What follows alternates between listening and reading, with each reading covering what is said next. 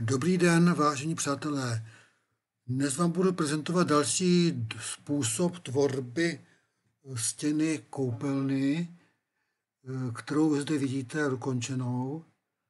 Je tady vidět, že dlaždice, teda obkladačky jsou na ležato, pokládka je na vazbu a důležité je to, když se na to podíváte pozorněji, že ty obkladačky vlastně nejsou stejné.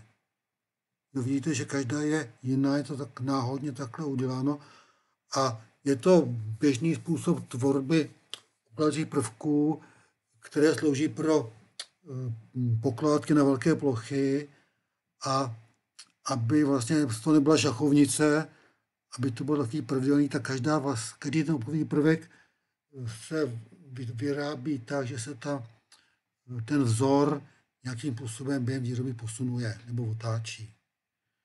No, uděláme to tak, a teď je zajímavé to, že právě v té knihovně, tady tato aplikace, ty obvodové prvky, které běžně jsou v nabídce třeba firmy Rako, dělány tímto způsobem, tak i zde se takhle zobrazují, přestože v té knihovně je pouze jeden vzor jako náhled. Já vám teď předvedu, jak udělat tuto stěnu. Teď to vymažu a nyní klepeme na tu stěnu, dáme povrch dlaždice. Okamžitě se nám tady objeví něco nového. Je to vlastně vzor pokládání nebo struktura té pokládky. A my budeme chtít pokládky na střih, posun o polovinu, to je zde, to sem přesuneme.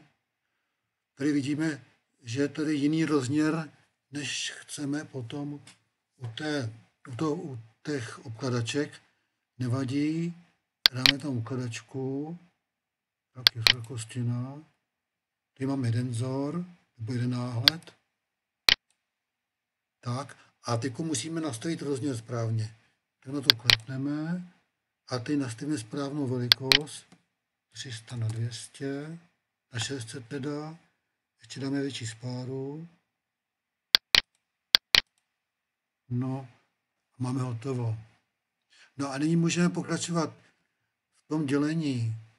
Můžeme tady povel čára. Tady si to takhle navodí ta kouta.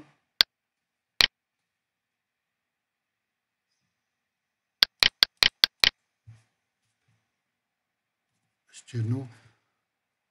Rozdělíme na půlku a zase pokračujeme tak, že to dokončíme. Napřed dáme povel teda dlaždice, sedáme ten vzor obkladu, na to doplníme tu správnou obkladačku. Tak, nastavíme tady velikost, spáru, spáru a musíme tady přihodit ten vzor, znamená, že tady bude to tmavý a tady bude to světlý. No. A máme hotovo. A tímto způsobem se potom pokračuje u dalších stěn. Tak to bylo pro dnešek všechno. Já vám děkuju. Mějte se pěkně.